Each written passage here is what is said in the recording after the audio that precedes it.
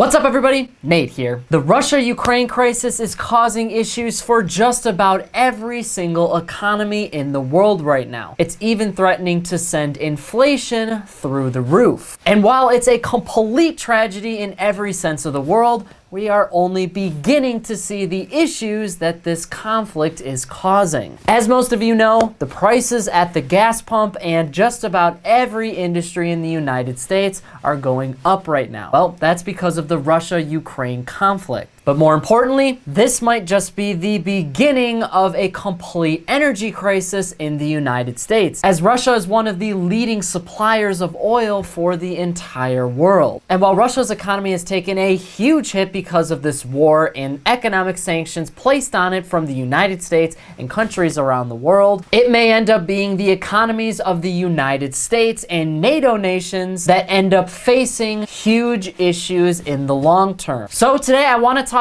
all about the potential energy crisis this Ukraine-Russia war is causing and the long-lasting economic effects of that could soon be hitting our economy as early as this year. But before I break all of this down, do me a quick favor and smash that thumbs up button below and ring that notification bell too. Both of those two things are completely free and they help to show me that you like this video and that you want to see even more just like it. Thank you so much for doing that, and now let's talk all about the emerging energy crisis in the United States right now. So energy is a huge factor for a lot of Americans. It's how we heat and cool our homes, it's how we run our cars and all of our other utilities. And as of yet, there's not really a lot of ways to do that. We have different types of energy. We have renewable energy and non-renewable energy, and for the most part, we use a lot of coal and oil in order to power and run all of our resources. Now, this is not new, but ever since the Russia and Ukraine conflict has started, Russia has pretty much limited all of the amount of oil that goes to the United States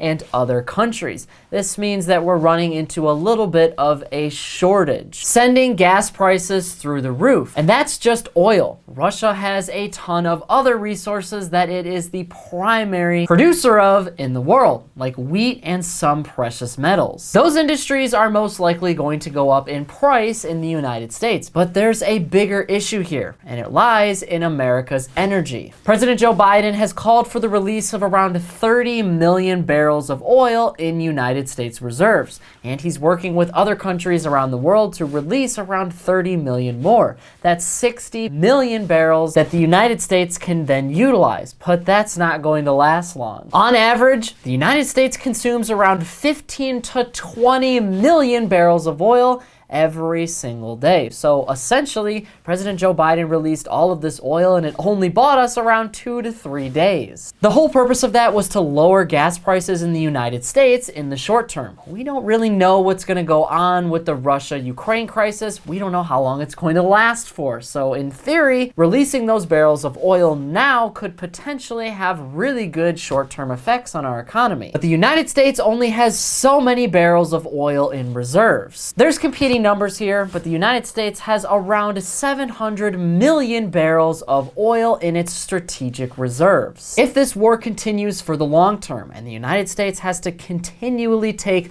more and more oil out of its reserves, well, now we're running into an energy crisis because now we're not going to have any barrels of oil to use for anything in our economy. And remember, oil isn't just used for gasoline in our vehicles. Oil is used for a ton of other industries as well. So this is a lot bigger than just oil prices costing a lot right now. They might go through the roof over the next few months if this conflict continues. Now, this is what you've got to keep in mind. Oil is not a renewable resource. It's a fossil fuel, which means once you use it up, that's it. It has pretty much one use and that's it. There are renewable energy sources like solar and wind energy. The United States doesn't get the vast majority of its energy from those resources. We are starting to move in those directions, but we are nowhere near them as of yet. So without oil, we pretty much can't do anything because remember, oil is used for everything. And Russia blocking it off is a big issue, but we also have to talk about the supply chain issues that could come from not having enough oil. We have supply chain issues in the United States right now. Now, most of the supply chain issues came from the United States and the Federal Reserve printing way too much money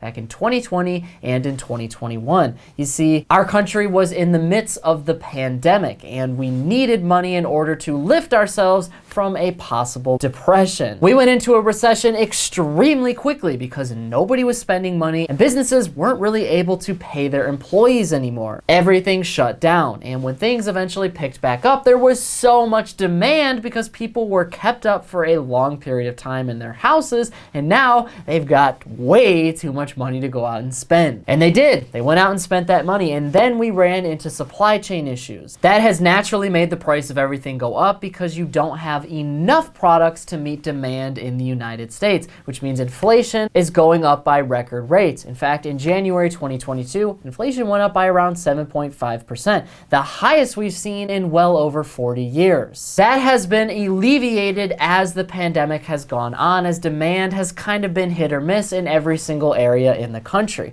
But now, if those freight ships in the United States or other countries don't have access to really oil anymore, well then how are they going to get those goods and services to the United States? They really can't. And that's a problem. And it's also a problem because now the United States is going to start heavily relying on what it can do by itself. Now, the United States does have a ton of oil refineries and oil in the United States. And that has started to grow in production as this Russia and Ukraine situation has progressed. However, this is a tricky situation for the United States government and our planet. Because remember, oil is not a renewable resource. So planning on having it forever is pretty much a bad idea. It's going to run out. So you don't want to build your entire economy around that because once you run out of oil, then that's pretty much it. There's no more money coming in. At the same time though, you don't want to be completely reliant on other countries for your oil. So the United States wants to create more oil. President Joe Biden has wanted to switch over to electric pretty much everything in 2022 and beyond. However, he hasn't been able to do that yet because the infrastructure in the United States does not support it. In his infrastructure bill that passed back in November 2021, there is a lot of improving that we need to do for our energy. The electrical lines in the United States are super outdated. I mean, most of them were built in the 50s and the 60s. They can't really supply the amount of electricity that we need today. In addition, we have factories that burn coal to create electricity. That's pretty much the primary way that we do it here in the US. We want to switch over to solar power and wind energy, but the problem is not everywhere in the United States has a ton of sun and a ton of wind. So how do you take that energy and then send it all over the US? This has been very expensive. The infrastructure bill in particular has been over $1 trillion, and quite honestly, that is not nearly enough money in order to improve our infrastructure enough for us to be completely electric reliant. We are still going to need gasoline for a long time. And with demand starting to go up and Russia and other countries pretty much blocking it from the United States, we're going to run out. Now, we're not going to run out of oil overnight. There are still other countries in the world that produce oil, but the problem is this could cause a crisis because now you have prices getting way out of control and there just isn't enough oil to go around. We've actually seen this before in the United States back in the oil embargo of the 1970s. What's happening right now is actually a pretty similar situation to what was happening back then. Back in the 1970s, there was a war in the Middle East, and the United States was backing one side of that. They were sending military resources and money to a particular country. And in order to gain some leverage on them and punish the United States for doing so, OPEC an oil embargo on the US. At the time, this pretty much quadrupled the price of a barrel of oil, which back in the 1970s, that was around $2.60 all the way up to over $11. If something like that was to happen today, though, well, that would have extreme effects on our economy. Before Russia invaded Ukraine, oil was going for around $80 to $90 a barrel. If things get more serious, well, we could see barrels of oil going for well over $150. That means inflation is just going to continue to go up, which means Americans are not just going to be able to fill their gas tanks anymore. Other industries will be affected. Like, for instance, oil is a major ingredient in creating plastics. And think of how many different things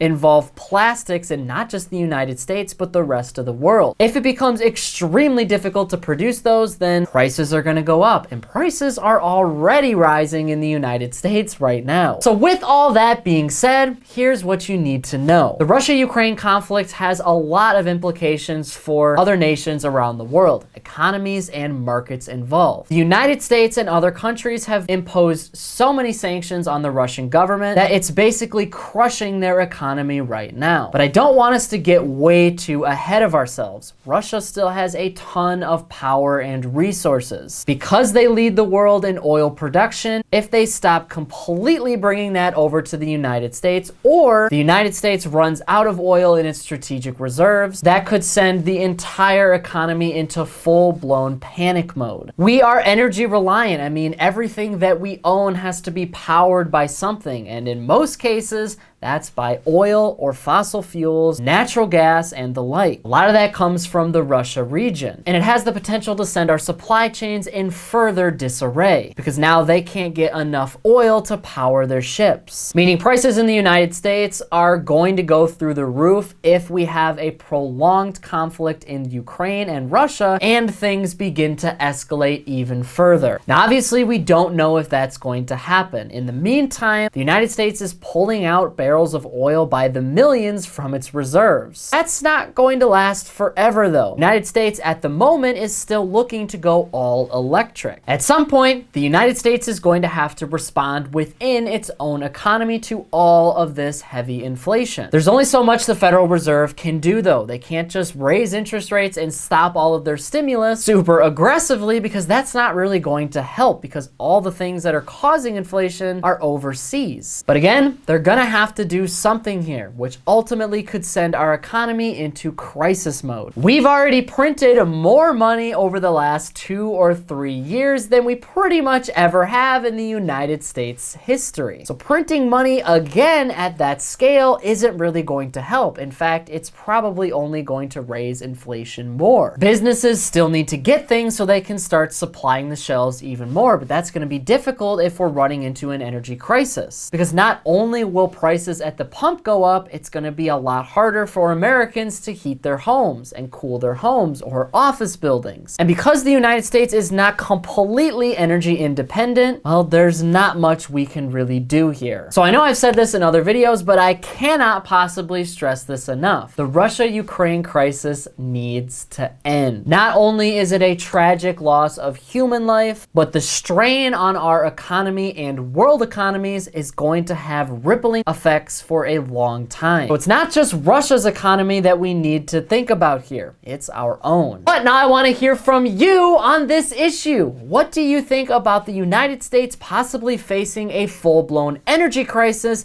because of the Russia-Ukraine war? Do you think that is a serious possibility, or do you think that that conflict is going to end very soon and it won't have long-lasting effects on our planet? Whatever your thoughts are, leave a comment below before you go. But that is it for today's business and financial news breakdown. Thank you so much for watching. If you want to stay up to date with all of the top business and financial news from around the country, our team puts together a free daily newsletter, and you can subscribe to it by clicking the link in this corner right here. And if video's more your thing, I'm putting out updates 7 days a week over here on this channel, and I've actually got another one ready for you right here, so be sure to check that out before you go. That is it for me, everyone. Be kind out there, and I'll see you all in the next one.